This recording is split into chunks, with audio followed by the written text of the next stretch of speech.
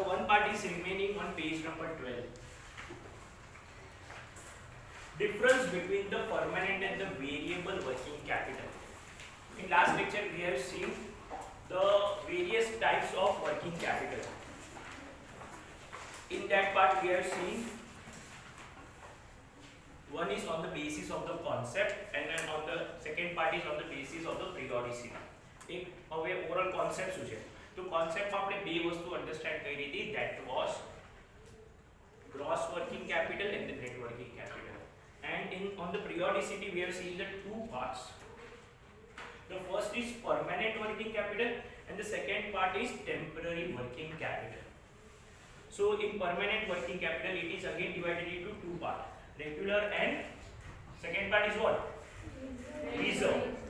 And in temporary working capital it is also divided into two parts. The first is seasonal and the second is special. So now the difference between the permanent and the variable working capital, what is the difference between that? The distinction between the permanent or the fixed working capital and the variable or the temporary working capital is of a great importance in operating cycle and raising the funds. The minimum level required to current assets means permanent or the fixed working capital, while the additional capital is required with the increase or decrease in the volume of the business. It is referred to the variable or the temporary working capital. Last lecture માં મેં તમને difference તો કીધું હતું કે variable કોને કહેવાય અને પરમેનન્ટ કોને કહેવાય, બટ અહીંયા એનું રિલેશન છે એ આપણે અન્ડરસ્ટેન્ડ કરશું. હવે આપણે બિઝનેસ ઇનિશિએટ કરીએ છીએ તેમાં અમુક જે કેપિટલ છે એ આપણું ફિક્સ પર્પસ હશે, ફિક્સ ડ્યુરેશનનું હશે અને અમુક જે capital according to the size or the volume of the business. એટલે ફોર એક્ઝામ્પલ અત્યારના આ મારું ગોડાઉન છે તો ગોડાઉનમાં જે સપોઝ મેં રેન્ટ ઉપર લીધું હોય તો આ જે રેન્ટ દઈશ એ મારું ફિક્સ થઈ જશે. બટ આમાં ઓવરઓલ સ્ટોક કેટલો આવશે, ઇલેક્ટ્રિસિટી કેટલું કન્ઝમ્પશન છે, લેબર આવશે કે જાશે, એ બધી વસ્તુ શું થઈ જશે? વેરિયેબલ. સો એ જ કે જે એક સર્ટન એમાઉન્ટ તમારું બિઝનેસમાં રિક્વાયર્ડ છે મિનિમમ લેવલમાં કે આટલું તો તમારું ફિક્સ આવવાનું જ છે, તમે ધંધો કરો કે ના કરો આટલું તો રિક્વાયર્ડ જ છે. આ તો મેં જસ્ટ એક્સપેન્સનું એક્ઝામ્પલ દીધું. સપોઝ આ મશીનરી હોત તો મશીનરી મારા ઓર્ગેનાઇઝેશનની અંદર હોત તો ફિક્સ રહેશે, એને હું વાપરીશ કે નહીં વાપરું. વાપરીશ મશીનરીમાં તો એના માટે રો મટીરિયલ લઈ આવીશ, એના માટે ઓવરઓલ જે પણ મને રિક્વાયર્ડ એલિમેન્ટ છે એ બધી મારા બિઝનેસમાં લઈ આવીશ. તો એ મારા size of the business. Suppose હું શર્ટ મેન્યુફેક્ચર કરું છું તો શર્ટમાં મારે 500 શર્ટ મેન્યુફેક્ચર કરવા છે તો એના રિલેટેડ એટલી થ્રેડ, એટલું મટીરિયલ, એટલો કલર, તો એ બધી રિક્વાયર્ડ પડશે. બટ મશીનરી તો હું એમ નહીં કરું હાલો હવે બંધ છે તો ઓવરઓલ મારા માટે કેપિટલ નથી, પૈસા પાછા દે મશીનરી, સો એ પોસિબલ થશે નહીં. સો એક મિનિમમ લેવલ સુધી એટલું તો રાખવું પડશે, પછી આ એડિશનલ પાર્ટ થઈ જશે. સો the basic difference between the permanent working capital and the variable working capital is illustrated in the figure given below. એક અહીંયા મસ્ત તમને ડાયાગ્રામ દીધું છે on page number 13. શું દીધું છે એમાં ઓલરેડી ટાઈમ કીધું છે એટલે વર્કિંગ કેપિટલ કીધું છે. આપણે શું કીધું છે? Working capital of amount.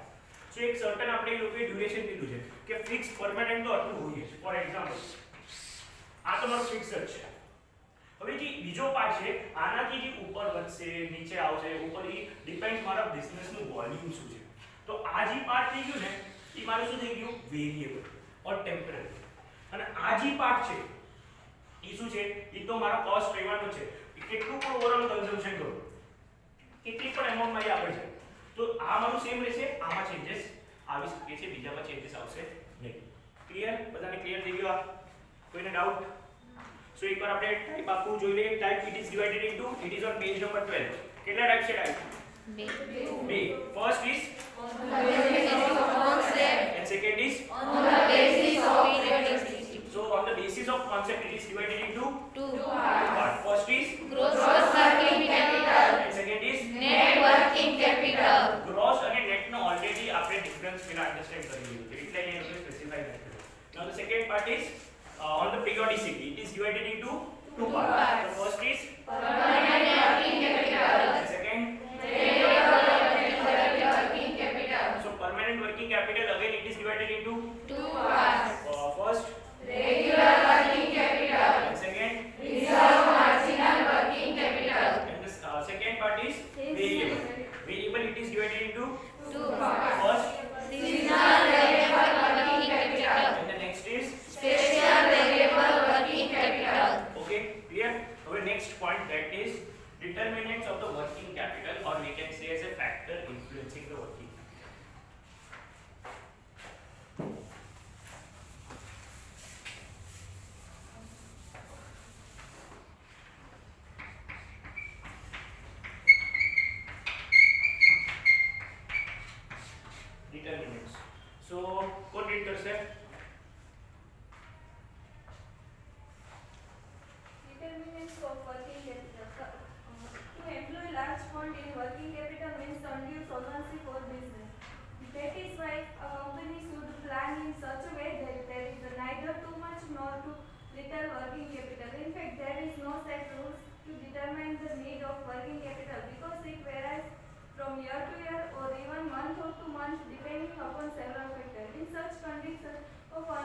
uncertainty, it is difficult for finance manager to determine the exact level of working capital. Two types of factors are involved in the proper assessment of the working capital.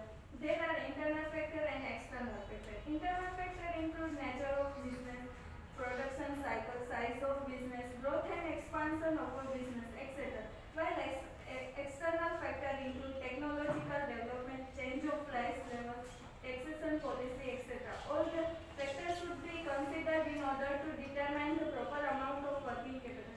In general, following factor influence to determine the need of working capital. So listen, હવે અહીંયા determinants of the working capital or we can say the factors influence the working capital અહીંયા specify કર્યું છે. આપણા business ઓર્ગેનાઇઝેશનની અંદર બહુ વધારે working capital હશે તો પણ યુઝફુલ નથી અને બહુ ઓછું પડશે એટલે આપણે કહે શોર્ટેજ થાય તો પણ ડિફિકલ્ટ છે. એટલે ઓન એન એવરેજ વસ્તુ હોવી જોઈએ જેનાથી તમારા રોલિંગમાં વાંધો ના આવે. કેમ કે આપણે ઓવરઓલ તમને વર્કિંગ કેપિટલ કીધું છે જે મારા ઓવરઓલ કરંટ એસેટ્સ છે એમાંથી કરંટ લાયબિલિટીનું માઇનસ કરું તો ગ્રોસ વર્કિંગ કેપિટલ માટે ઓવરઓલ કેટલા મારી પાસે એસેટ્સ છે, કેવી રીતના મારું પેમેન્ટ થઈ શકે છે, કેવી રીતના મારું પેમેન્ટનું કલેક્શન પાછું આવશે. સો આ બધી વસ્તુ માટે મારે વર્કિંગ કેપિટલ રિક્વાયર્ડ છે. રો મટીરિયલ લેવો છે, કેશમાં લેવો તો રૂપિયા જોઈશે, સ્ટોક મારી પાસે ઓલરેડી પડ્યો છે, નવો સ્ટોક બનાવવો છે તો રૂપિયા નથી. તો આ બધી શોર્ટેજને ના થવું જોઈએ. સો એના માટે અગર બહુ વધારે મારી પાસે વર્કિંગ કેપિટલ પડ્યો છે તો પણ મારા માટે ઓવરઓલ એનો યુઝ નથી કરી શકતો, એનો ઇનફ્લો ને આઉટફ્લો હું મેનેજ નથી કરી શકતો અને બહુ ઓછો છે તો શોર્ટેજ થઈ જાય છે. સો એના માટે પ્રોપર વેમાં તમારું કામ એફિશિયન્ટ થવા માટે, પ્રોપર વેમાં કામ થવા માટે એક આપણે કહીએ ને કે ઓન એન એવરેજ તમારી પાસે પ્રોપર ફ્લો હોવો જોઈએ. Whether I am talking about the inflow or outflow, બે સિમિલર હોવું જોઈએ. સો એ લોકોએ આપણે શું સ્પેસિફાઈ કર્યું છે કે ઘણી વસ્તુ ઓવરઓલ આપણે ડિફિકલ્ટ થાય, ઘણી વસ્તુ અનસર્ટન છે, રિસ્ક છે, પ્રેડિક્ટ ના કરી શકે. અમારો સ્ટોક છે નહીં વેચાય તો અત્યારે રો મટીરિયલ લઈ લીધો છે, માર્કેટમાં હવે સસ્તો મળે છે તો ટેકનોલોજીમાં બદલાવ આવી ગયો તો મારી પાસે ઓલરેડી ગુડ્સ પડ્યા છે તો આ બધી સિચ્યુએશનમાં ડિફિકલ્ટ પાર્ટ થઈ શકે છે. તો એના જ રિલેટેડ એ લોકો internal as well as the external factors આપણે કીધા છે ઓર we can say the ડિટરમિનન્ટ્સ.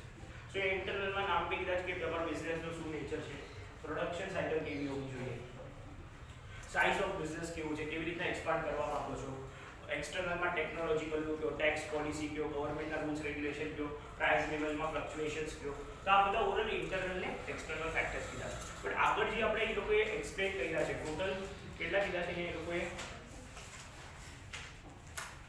Total 17 points છે.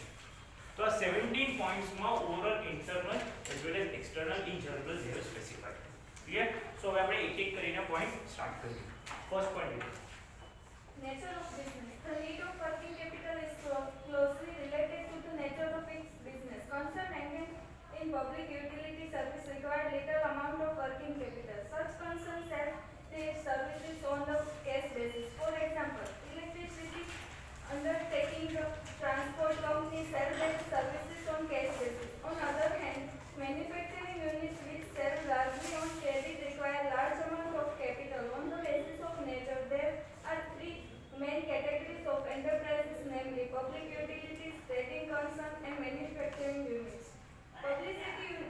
Public utility concerns such as electricity service, railway, etc., as compared to trading or a manufacturing concern require lesser amount of working capital because of cash nature of their business. On the contrary, manufacturing units require large amount of working capital. For instance, cotton industry, sugar industry, jute industry require large amount of working capital because of sale of their product are largely on credit. Listen, હવે first part is what the nature of the business. બધા બિઝનેસનું same working capital હોય એવું જરૂરી નથી. આ વસ્તુ મેં તમને લાસ્ટ લેક્ચરમાં પણ કીધી. સો એના માટે એ ડિપેન્ડ્સ કરે છે કે તમે બિઝનેસ કેવી રીતના કેરી ઓન કરો છો. Whether I am doing business on cash basis or credit basis. Cash બેસિસમાં ઓવરઓલ રેલવેમાં જાઉં છું, ટિકિટ દઉં છું, ભાઈ આજે પૈસા નહીં, 2 અઠવાડિયા પછી લઈ જાય. એમ થાય છે વેલ ઇન એડવાન્સ આપણે પણ પૈસા દેવા પડે કે અગર આપણે પાસ કે લેવું હોય તો બસ સર્વિસ પણ યુઝ કરો તો પાસ ફેસિલિટી. તો આ બધી ઓવરઓલ કેશ ઇલેક્ટ્રિસિટી કન્ઝમ્પશન છે, બિલ આવ્યું એટલે તરત પેમેન્ટ કરવું પડે. એમ તો બિલ આવ્યું હાલો 2 મહિના પછી દઈ 4 મહિના તો આવી જાય ઓલો પકડ લઈને કાપવા. બિલ નથી ભરવું તો કટ કરી દે. તો ઓવરઓલ એમાં વધારે વર્કિંગ કેપિટલ રિક્વાયર્ડ નથી જ્યાં પબ્લિક યુટિલિટીઝ છે.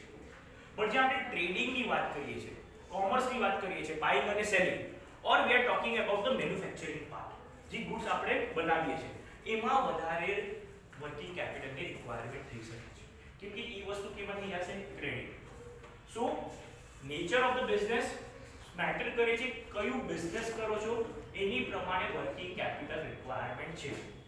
હવે ફોર એક્ઝામ્પલ આપણે કોઈ કન્સલ્ટન્ટ છે, લોયર છે, તો એ લોકોને પણ વધારે વર્કિંગ કેપિટલની રિક્વાયરમેન્ટ છે નહીં, પણ જે ઓવરઓલ એક હોલસેલર છે જે મેન્યુફેક્ચર પાસેથી ગુડ્સ લઈને રિટેલર સુધી વેચે છે, તો એને ઓવરઓલ વધારે વર્કિંગ કેપિટલ રિક્વાયર છે, કેમ કે એની પાસે જે રૂપિયા હશે એ વધારે પડતા સ્ટોકમાં હશે, હાથમાં એની પાસે કંઈ હશે નહીં, તો એના માટે વધારે વર્કિંગ કેપિટલની રિક્વાયરમેન્ટ હોય છે. So depends upon the nature. Second part,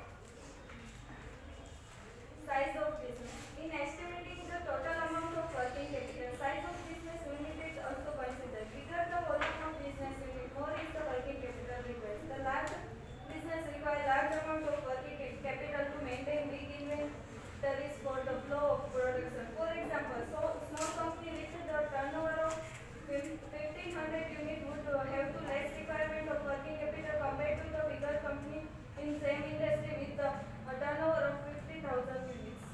listen. Second is size of the business. તમારું બિઝનેસ નાનું છે, મીડિયમ છે, મોટું છે, ડિપેન્ડ્સ અપોન ધેટ પાર્ટ.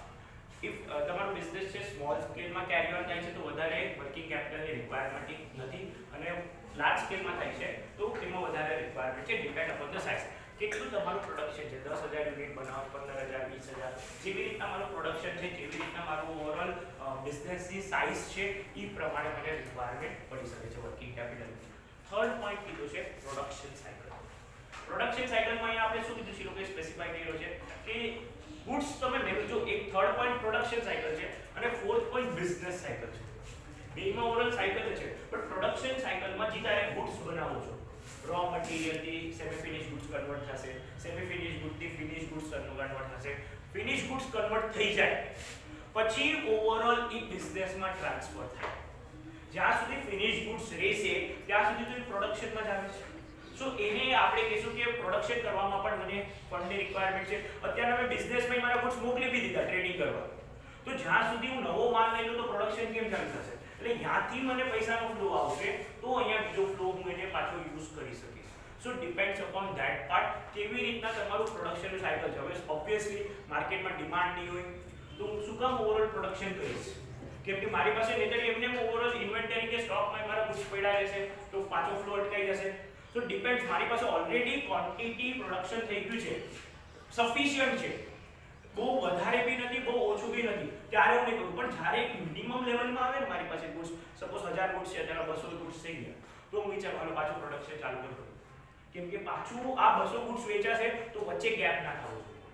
સો એના માટે ઘણા બિઝનેસ એમ નથી કે રોજ પ્રોડક્શન બંધ રાખે છે, પણ એવી રીતેનો બિઝનેસનો ફ્લો પણ હોય. રોજના 1000 ગુડ્સ બનાવે છે તો 1000 માંથી 700-800 ગુડ્સ માર્કેટમાં વયા જાય છે, તો પાછા નેક્સ્ટ ડે બનાવશે તો ઈ પણ વયા જશે. સો એવી રીતે ફ્લો કન્ટિન્યુઅસ પ્રોડક્શનમાં ચાલુ રહે. Same way talking about the business. એકવાર મેં ગુડ્સ વેચી દીધા માર્કેટમાં તો મેં તો પ્રોડક્શનથી દઈ દીધા, હવે બિઝનેસ વાળા છે તો ઓવરઓલ એને પણ અહીંયા મેન્યુફેક્ચરને પૈસા દેવાના છે, કસ્ટમર પાસેથી પૈસા લેવાના છે. સો જે કલેક્શન ટાઈમ છે અહીંયા કસ્ટમર કે ભાઈ 2 મહિને દઈશ, સો મેન્યુફેક્ચરને શું કહેશે હું 2.5 મહિને તને પૈસા દઈશ. સો તો જે રોલિંગ થશે ઓલરેડી એની પાસે જે કેપિટલ હતું એ તો માર્કેટમાં એને લગાડી દીધું છે.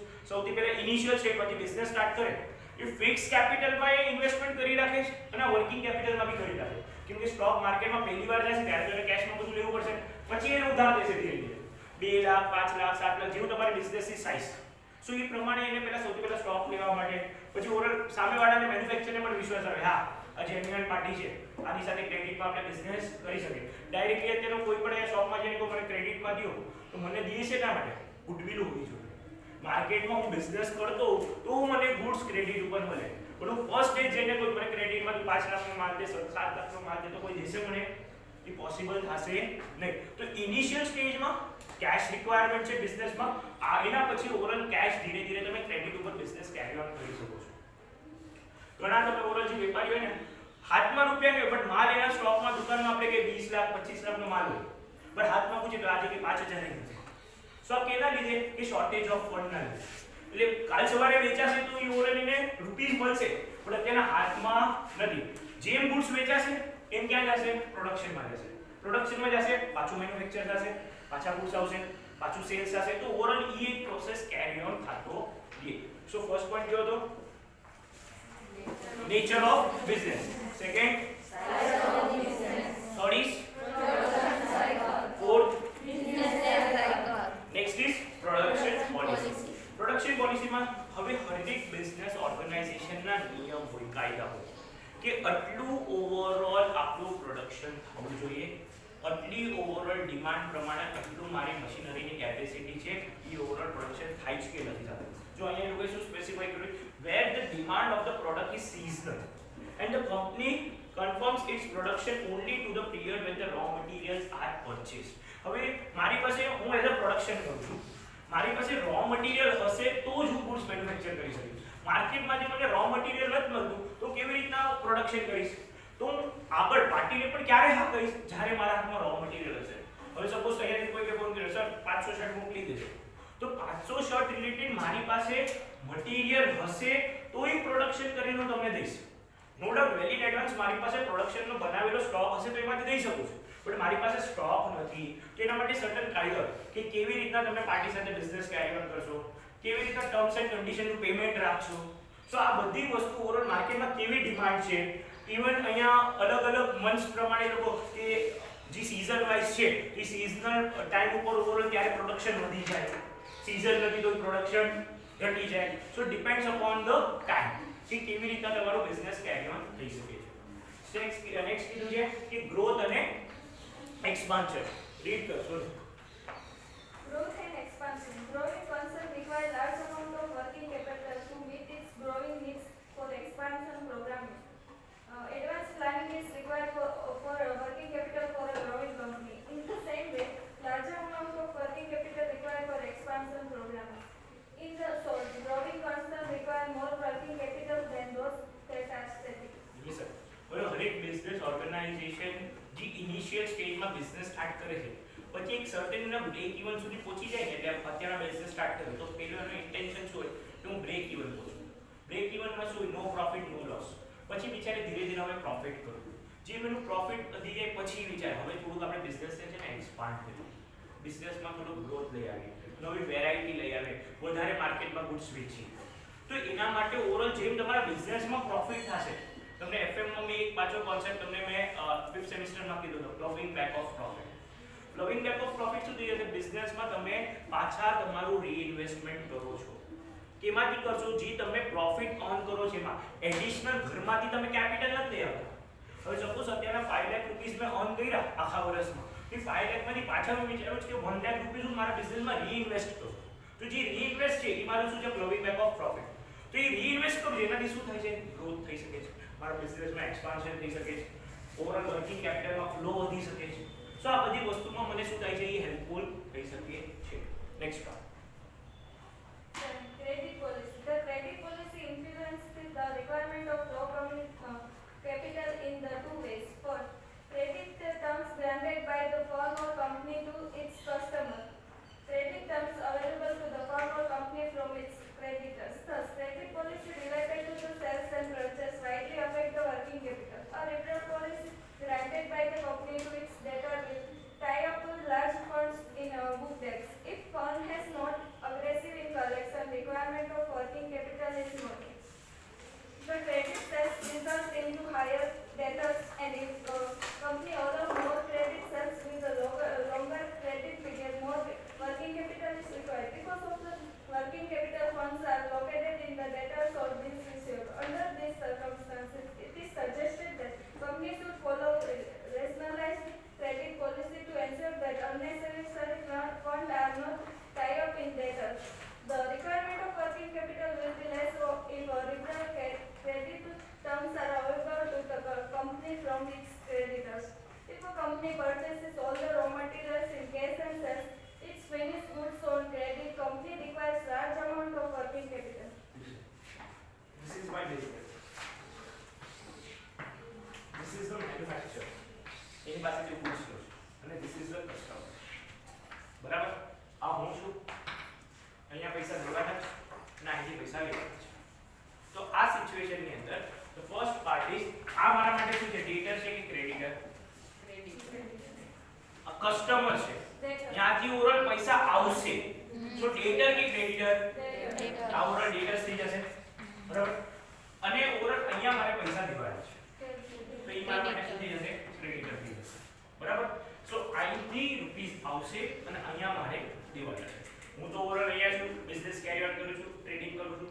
તો આ સિચ્યુએશન ની અંદર આ પ્રોડક્શનમાં પણ થઈ શકે, જરૂરી નથી ખાલી આ બિઝનેસમાં જ થાય. હવે સપોઝ આ તમે પ્રોડક્શન વિચારો, આની પાસે તેને રો મટીરીયલ લીધા છે અને આ શું થઈ ગયો? રિટેલર થઈ ગયો. તો પણ આ રિલેશનશિપ તો પ્રોડક્શન સાયકલમાં પણ આવી શકે છે, બિઝનેસ સાયકલમાં પણ આવી શકે છે. તો ઓવરઓલ હવે સપોઝ મારે આને દેવાના છે 50000 રૂપીસ, આની પાસેથી મારે દેવાના છે 70000. સો અહીંથી મને આવશે ત્યારે અહીંયા પેમેન્ટ થશે. તો આનું ડ્યુરેશન હું કેટલો રાખું છું, એમાં તમારા બિઝનેસમાં તમારું લોડિંગ અટકાઈ જવું જોઈએ નહીં. તો ઈ સમજીને તમારે ડ્યુરેશન રાખવું જોઈએ. સેમ વે પછી આને ઓવરઓલ કમિટમેન્ટ છે. ફોર એક્ઝામ્પલ મારે કોઈ પાસેથી રૂપિયા લેવાના હોય અને કોઈને દેવાના હોય, તો આને મને કીધું છે તને 1 મહિનામાં દઈશ, તો સામેવાળાને કહીશ ને ભાઈ સવા મહિનામાં દઈશ, 1.5 મહિનામાં દઈશ, કે 1 મહિનામાં દઈ દઈશ, આવશે એટલે તરત દઈ દઈશ. સો એવી રીતના તમારું હોવું જોઈએ. અગર ઇન કેસ ક્યારેક અહીંયા તમારે કેશ ઉપર બિઝનેસ કરવો પડે છે અને અહીંયા તમને ક્રેડિટ દેવું પડે છે, તો તમારે બહુ શોર્ટેજ થઈ શકે છે. અહીંયા શું છે? કેશ, રો મટીરીયલ મારે પરચેસ કરવો છે કે મારે માર્કેટમાંથી બુક્સ લેવા છે, તો એના માટે કેશ દેવું પડે છે. અને અહીંયા મને તો કસ્ટમર કે ભાઈ તને આરામથી દઈશ, 2 મહિના પહેલા રૂપિયા ના માંગતો. તો આ સિચ્યુએશનમાં ડિફિકલ્ટ પાર્ટ થાય. હજી એક વસ્તુ, તો અહીંયા ક્રેડિટ ઉપર છે અને અહીંયા કેશ ઉપર છે, તો કદાચ હેલ્પફુલ થઈ શકે કે મારી પાસે બીજા કામમાં પણ રૂપીસ યુઝ કરી શકું છું. Customers are giving me cash, but મારે ઉપર જે પેમેન્ટ છે એ ક્રેડિટ છે, તો એ રોલિંગ માટે મને હેલ્પફુલ થઈ શકે. તો એ તમારા બિઝનેસ સાયકલ કે જેવી રીતે તમે હેન્ડલ કરો છો, કે પ્રોડક્શન સાયકલ જે તમે હેન્ડલ કરો છો, તો એમાં તમને પ્રોપર વેમાં ખબર હોવી જોઈએ કે આપણે કેટલું ઓવરઓલ ક્રેડિટ દેવું છે, કેટલું આપણે કેશમાં બિઝનેસ કેરી ઓન કરવું છે, જેનાથી આપણા બિઝનેસ ઓર્ગેનાઇઝેશનમાં ફાયદો રહે અને ફ્લો, ઇનફ્લો અને આઉટફ્લો પ્રોપર વેમાં થઈ શકે. અત્યારના કોવિડ-19 ની સિચ્યુએશનમાં ઘણા વેપારી એમ કહેતા કે અત્યારના ઉપરથી માલ છે ને ક્રેડિટમાં નથી મળતો. માલ અત્યારે કસ્ટમર્સ પાછા આવતા નથી, કસ્ટમર નો ડાઉટ કેશમાં દે છે, ગુડ્સ દે છે, પણ અત્યારના આ સિચ્યુએશનમાં કસ્ટમર ના આવતા હોય અને ઉપરથી આપણે નવો વેરાયટી વાળો માલ મંગાવવો હોય તો ઉપર એ રૂપિયા લેવા પડશે. અહીંયાથી આવે ચલો હું દઈ દઉં, પણ અહીંથી મને ફ્લો ઓફ ઇનફ્લો જે છે એ જ નથી, તો હું આઉટફ્લો ક્યાંથી કરું? તો માલ કે દુકાનમાં ભલે મારી પાસે 10 લાખનો છે, 12 લાખનો છે, 15 લાખનો છે, પણ અત્યારે હાથમાં છે નહીં અને ઉપર હવે ક્રેડિટ દેવાનું બંધ કરી નાખ્યું છે, કેમ કે ઉપર એને રો મટીરીયલ વાળાને પૈસા દેવા પડે. હવે ફોર એક્ઝામ્પલ હું બિઝનેસ છું, એ મેન્યુફેક્ચર છે, એનો રો મટીરીયલ વાળો છે, સો હું એને પૈસા નથી દેતો, તો એ રો મટીરીયલ વાળો એને કેવી રીતના એને ક્રેડિટ પર દેશે? સો આના લીધે આ પેન્ડેમિકના લીધે આખી સાયકલમાં શું થઈ ગયું હતું? એક બ્લોકેજ થઈ ગયું. એ બ્લોકેજ ધીરે ધીરે શું થશે? દૂર થશે. જેમ બિઝનેસ આગળ કેરી ઓન થશે, કસ્ટમર માર્કેટમાં આવશે, કસ્ટમરથી પૈસા આવશે, પૈસા પ્રોડક્શનમાં જશે, પ્રોડક્શનથી રો મટીરીયલ પાસે જશે, એટલે ફ્લો ચાલુ રહી શકે છે. ક્લિયર થાય છે કે ઓવરઓલ શું કીધું? Credit policy. ફર્સ્ટ પોઈન્ટ કયો હતો? Nature of business. Second, Size of business. Third, Production cycle. Fourth, Business cycle. Next, Production policy. Next is Growth and expansion. And next is Credit policy. 8 point. Need to stock at raw material and finished goods. In the certain industry, it is necessary to stock the raw material due to the following reasons. There are certain material which cannot be produced easily either because of their sources and are few or they are irregular. Where the raw material are bulky and best purchased in large quantities, such as cement. Some raw materials may be available only during certain seasons. In the industries where it is necessary to stock the raw material, the firm might be compelled to purchase them and stock them in excess of genuine production needs. Seasonal industries or retail stores have to store finished goods in a large quantity, which requires large fund for working capital. Listen, હવે અહીંયા શું કીધું છે? Needs two stock pile row material અને finish goods. એટલે મારી પાસે અમુક વસ્તુ મારે પ્રિઝર્વ કરીને રાખવું પડે, સાચવીને રાખવું પડે, જરૂરત નથી તોય મારે મંગાવીને રાખવું પડે, આપણે તેને સ્ટોક કરીને રાખવું પડે. કેમ કે ઓવરઓલ ક્યારેય પણ મને ઉપરથી આવે કે મારે આટલા ગુડ્સ જોઈએ, તો મારી પાસે રો મટીરીયલ હશે તો હું એને ફિનિશ ગુડ્સમાં કન્વર્ટ કરી શકીશ. કાં પછી મારે ફિનિશ ગુડ્સ ઓવરઓલ સ્ટોર કરીને રાખવા જોઈએ, તો જેના જેનાથી ઓવરઓલ મારે ઇન્વેન્ટરીઝમાં કે સ્ટોક્સમાં મને વાંધો આવે નહીં. Depends upon the situation. ક્યારેક ઓવરઓલ આપણા બિઝનેસમાં છે ને ઇરેગ્યુલર સાયકલ પણ થઈ જાય. અમુક ટાઈમ ઉપર અત્યારે આબુલન ક્લોઝ થઈ, અત્યારના બહુ ડિમાન્ડ થશે, અત્યારના ગરમીમાં કોઈ લેવા જશે માર્કેટમાં ના, તો લોકો ક્યારે સ્ટોક કરી રાખશે તો પછી રેની સીઝન જ્યારે પૂરી થવા આવશે ને ત્યારે. આ સિઝનમાં અત્યારના હવે જે ફેન બોલો, કુલર બોલો, એસી બોલો, આ બધા રિટેલર છે ને આ ટાઈમે લો રેટમાં માર્કેટમાં સ્ટોર કરીને, માર્કેટમાંથી લઈને લો રેટ ઉપર સ્ટોર કરીને રાખી દી. પણ હવે ઈ ક્યારે વેચશે માર્કેટમાં? ફેબ્રુઆરી પછી. તો according to the situation, according to the time તમારા બિઝનેસમાં તમારે ઈ પ્રમાણે ચાલવું જોઈએ. વરસાદની સિઝનમાં આપણે કે ટોર્ચ, બત્તી કે પછી જે પણ રેઇનકોટ, આ બધી એવી વસ્તુ છે ઈ જ્યારે આપણે યુઝ કરીએ તો ઈ સિચ્યુએશનમાં ક્યારે કરશે? સમર એન્ડમાં. તો જેમ બિઝનેસનો તમારો ટાઈમ છે ઈ પ્રમાણે તમારો પાસે stock, whether I am talking about the raw material or the finished goods, ઈ તમારી પાસે હશે તો તમારા બિઝનેસમાં પ્રોબ્લેમ આવશે નહીં. Next, Operating efficiency. Better operating and financial efficiency of a management can improve the working capital turnover. Company may be able to reduce its working capital requirement with a greater working capital turnover. The operating efficiency means getting maximum result with minimum of efforts, which is possible by the efficient utilization of the existing resources. જોઈએ sir. હવે એક તો તમે કોમર્સમાં છો, organisation of commerce વાત કરો, BO ની વાત કરો, એક પોઈન્ટ તો બહુ તમે શીખો છો ઓપ્ટિમમ યુટિલાઇઝેશન ઓફ રિસોર્સિસ. વધુમાં વધુ બેનિફિટ, ઓછાને ઓછા કોસ્ટ. તો જેનાથી તમારું કામ શું થશે? એકદમ એફિશિયન્ટ થશે. વેસ્ટેજ ના જવા દેવું, ટાઈમ ઉપર યુટિલાઇઝ કરવું, ટાઈમ ઉપર પ્રોડક્શન કરવું, પ્રોપર પ્લેસ ઉપર કરવું, જે રિસોર્સિસ મારી પાસે એક્ઝિસ્ટિંગ અવેલેબલ છે એનું કેવી રીતના હું પ્રોપર યુસેજ કરી શકું. એમને મેં પડ્યું નથી રહેતું, એનાથી મને વેસ્ટેજ ના થવું. ઘણો ઓવરઓલ સ્ટોક તમારી પાસે એવો પણ થઈ જાય according to situation, according to time માર્કેટમાં ચાલે. તો એ તમારી રિસ્પોન્સિબિલિટી છે એ માર્કેટમાં કેવી રીતના ગુડ્સ વેચાય, શું એમાં ચેન્જીસ લઈ આવે, શું ઓફર લઈ આવીએ, પ્રોડક્શનમાં પણ એવો રો મટીરીયલ હોય તો કેવી રીતના આપણે પ્રોપર યુઝ કરી શકીએ. સો ઓવરઓલ એનાથી તમને એક ઓપરેટિંગ એફિશિયન્સી તમારા બિઝનેસની પ્રોપર ખબર પડી શકશે. ફર્સ્ટ પોઈન્ટ આપણે જોઈએ તો nature of the business. Second is size of the business. Third, production cycle. Fourth is business cycle. Fifth, production policy. Next, growth and expansion. Next, next is and finishing. Ninth is operating efficiency. Tenth is depreciation policy. Depreciation policy. The effect of depreciation policy on working capital is indirect, as the depreciation charges do not involve cash outflows. Depreciation is an expenditure which affect the profit of the company. Higher rate of depreciation reduce the profit and tax liability. Smaller amount of dividend is paid, thus the case is resolved. જો listen અહીંયા આપણે તમારા બિઝનેસની શું depreciation policy છે.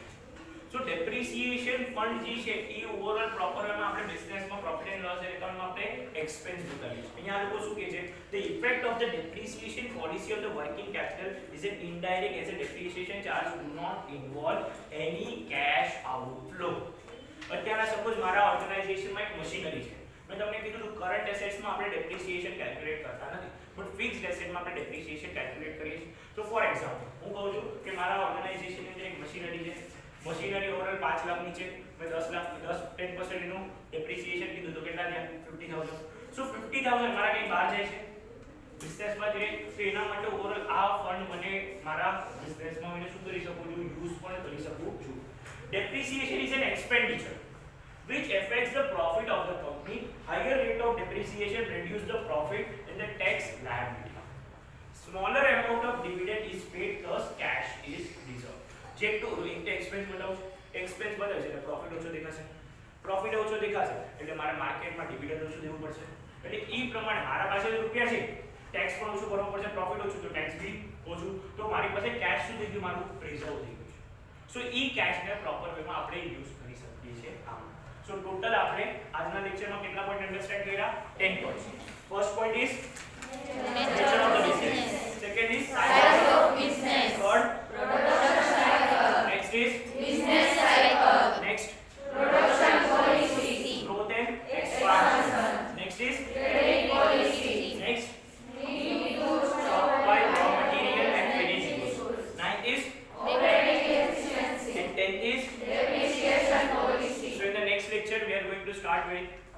from the point number 11 till 17. Okay, thank you.